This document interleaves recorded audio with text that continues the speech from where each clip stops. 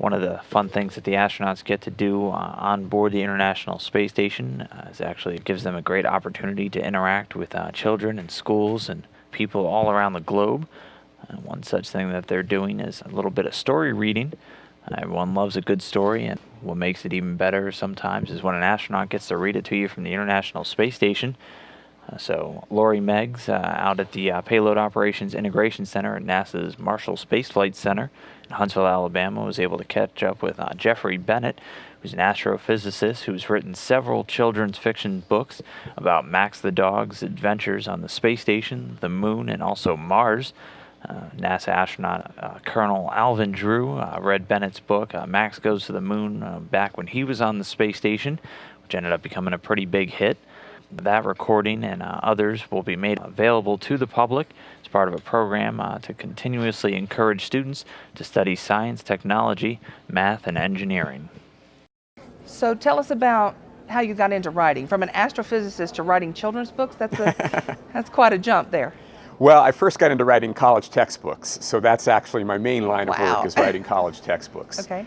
And then I eventually found a little tiny bit of spare time, and I had always wanted to write children's books because I used to teach elementary school as well.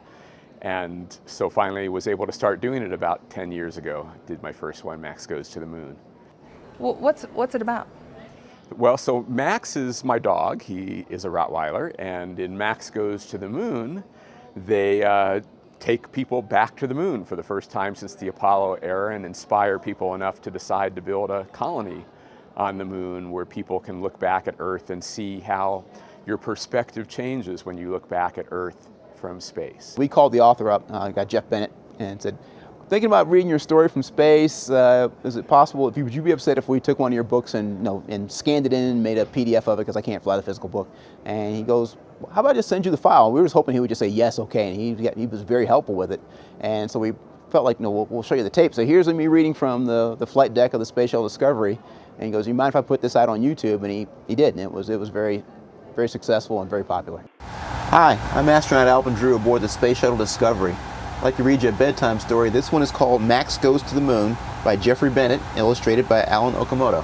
A really cool moment for you, though, was when an astronaut read your book from space, right? That was a pretty incredible moment when I got the phone call from Patricia Tribe saying that Alvin Drew would like to read one of my books from space. I didn't believe it was a real phone call. And once I finally accepted that it was, I sent them the PDF in that case, and astronaut Drew read the book from the final mission of the Space Shuttle Discovery, and that's posted up on YouTube. The good thing about the book is it's not just a children's book. I mean, the basic story itself is meant so that children 2, 3, or 4 years old can enjoy the story and see the great pictures. But on the side there are these things called Big Kid Science, where they go into all the actual physics and things like that. So if you're like me, when I used to have my favorite kids books I grew up with, but you're 12 or 13, you don't want to pull those books back off the shelf because even though you might still like the pictures and everything else. So now you've got an excuse to pull the book off the shelf and go, I'm reading up on the science here, Ma. That's why I've got the book back off. So even now it's got good science in it, and I like pulling it down off the shelf and pretending that I'm getting science out of it too.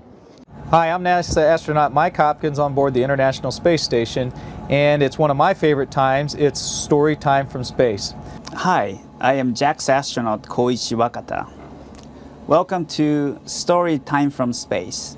Well, after astronaut Drew read Max Goes to the Moon from the Discovery, that was sort of a pilot project, and Patricia Tribe went out with the demo tape and polled a lot of teachers and looked into it, and people were really excited about the idea, and then CASIS got excited about the idea as well, and they decided they would take all 5 of my children's books up to the station to be read from the cupola up there. So it's the 4 Max books and a 5th one I have called The Wizard Who Saved the World, which also has a little bit of space in it.